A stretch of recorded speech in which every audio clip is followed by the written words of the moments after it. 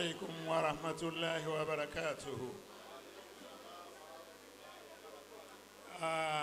ọjọ́ òní ọjọ́ dáadáa nínú ìtàn ìgbésí ayé. Abẹ Ọlọ́run afọ̀kanṣoṣo rẹ̀ bẹ́ẹ̀. Ọjọ́ òní jẹ́ ọjọ́ tó mú ìtàn ńlá dání láti ìgbà tí Ọlọ́run ti dá mi. Mo dúpẹ́ fún Ọlọ́run. Alhamdulillah. Mo dúpẹ́ fún àwọn òbí tí mo jáde lára wọn. Mo dúpẹ́ fún bàbá. Mo dúpẹ́ fún màmá. Mo dúpẹ́ fún àwọn tó jẹ́ àbúrò àtàwọn ẹ̀gbọ́n fún wọn. Alhamdulillah. Alhamdulillah. Mo dúpẹ́ lọ́wọ́ àwọn tó jẹ́ aṣáájú mi. Lẹ́yìn yẹn mo dúpẹ́ lọ́wọ́ àwọn ẹni tí mo bọ́ sí lọ́wọ́ láti kẹ́kọ̀ọ́ Al-Qur'an. Mo dúpẹ́ lọ́wọ́ àbúrò bàbá mi Alhaji Busairi. Yaayi. Ọlọ́run bá mi kẹ́ wọn. Àmín. Ọlọ́run bá mi kẹ́ gbogbo wọn. Àmín. Ẹrú tá a mú lọ kẹ́ni kọ́lọ́run ó ṣe wọ́n. Àmín. Wọ́n ṣe wọn lẹ́rú tá a mú lọ jẹ́. Àmín. Tí ó bá jẹ́ pé èròǹgbà mi ọlọ́ sórí ìlànà tí mo wà yìí, wàláhì mi ò lè jólòsì. Allah. Ẹ̀gbọ́n tí mo wí. Allahu akbar. Bí ìlànà mi ò bá ṣe àáfàá, mi ò lè jólòsì. Bí ìlànà bàbá ò bá ṣe àáfàá, bàbá ò lè jólòsì o. Torí pé ìdílé wa olòṣì ò sí ń bẹ. Alhamdulillah. Ìdílé màmá tó bí mi, ibẹ̀ ni mo ti mọ̀ pé àwọn ni wọ́n máa ń ra ẹrú. Allah. Wọ́n ń ra ìwọ̀fà. Allah. Ibẹ̀ ni mo ti dá gbogbo àwọn àṣà àjọ̀hún mà. Ní ìlànà pé ẹni tọ́wọ́ rẹ̀ ọ̀bá tó rí. Màmá tó bí màmá mi olówó ni. Màmá tó bí màmá mi Allah. olówó ni. Alhamdulillah. Alhamdulillah. Ó ń ra ẹrú, ó ń ra wọ̀fà. Ṣùgbọ́n gbogbo nǹkan wọ̀nyí wọn ò fi bà wá jẹ́. Wọn ò jẹ́ á mọ nǹkan kan nílànà yẹn. Ìlànà tá a fẹ́ jẹ́ láyé nìkan ni wọ́n tọ́ wa sí. Allahu akbar. Mo dúpẹ́ lọ́wọ́ wọn. Alhamdulillah. Ẹ bá mi ṣe iná anzalnahu kan. Ẹyọ̀kan. Kuli huwa Allahu ẹyọkan. Kul wallahu ẹyọ̀kan. Attahiyatu lillah. Kábàtáyà kábíkólẹ̀. Gbogbo àwọn tí mo fi ojú wò lọ, tí a ń lo ìgbésí ayé pẹ̀lú ara wa nígbà tí mo jọ́mọdé, Ọlọ́run máa bá mi forí jìn wọ́n. Amina. Bismillahirrahmanirrahim. Inna anzalnahu fi laylatil qadri.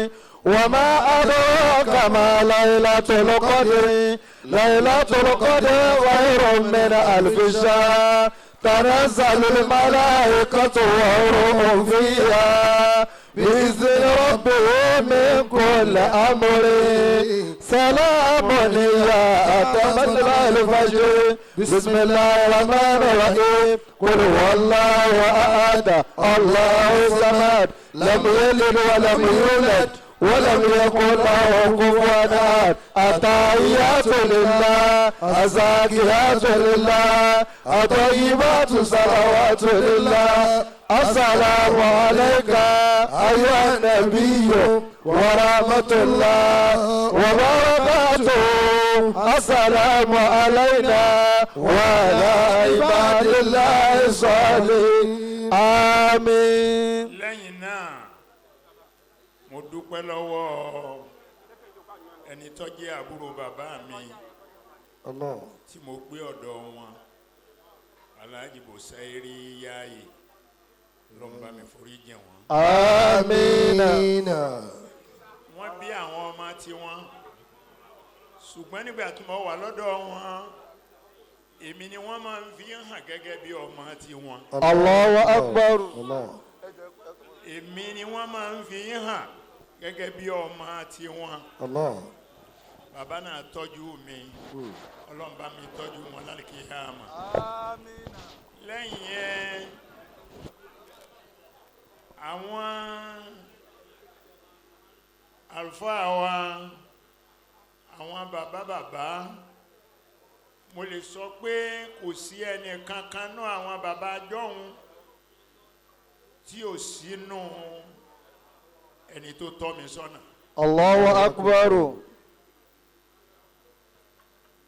bàbá wa ní Mádọ́là Arabi Rahimahullah.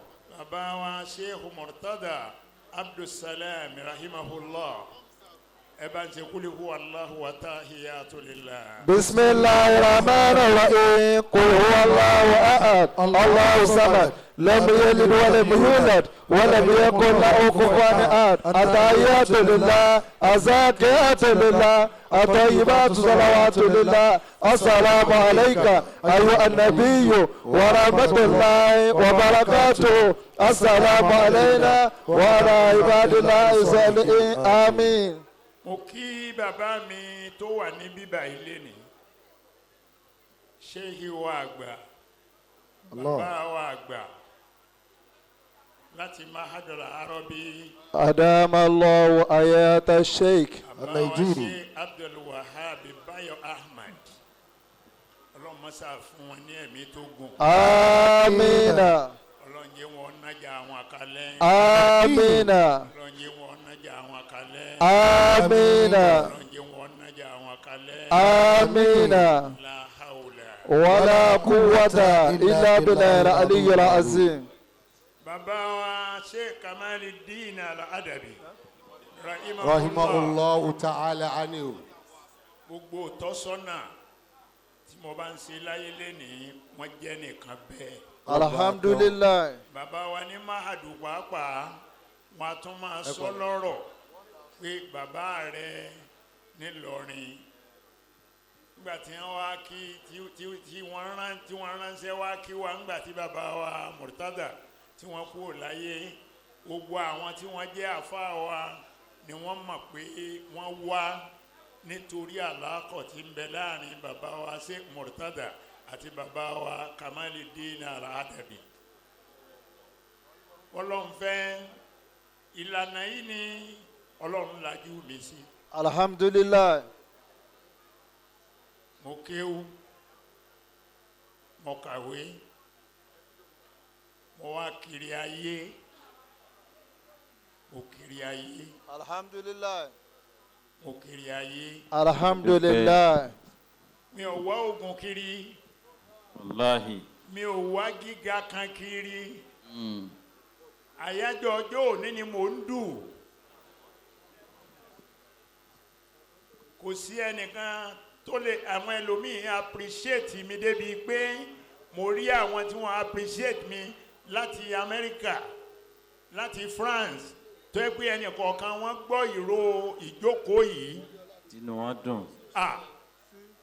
nígbà tá a ti ṣe tó jẹ́ pé nǹkan tí wọ́n sọ lẹ́nu ó lágbára. Pé ó tó bẹ́ẹ̀. èmi ò mọ̀ pé mò ń ṣe nǹkan kan o. Allah. wàláhì kò jọ mí lójú. wàláhì kò jọ mí lójú. Wa kulli malu fasayara Allahu amalakum wa rasuluhu wal mu'minun.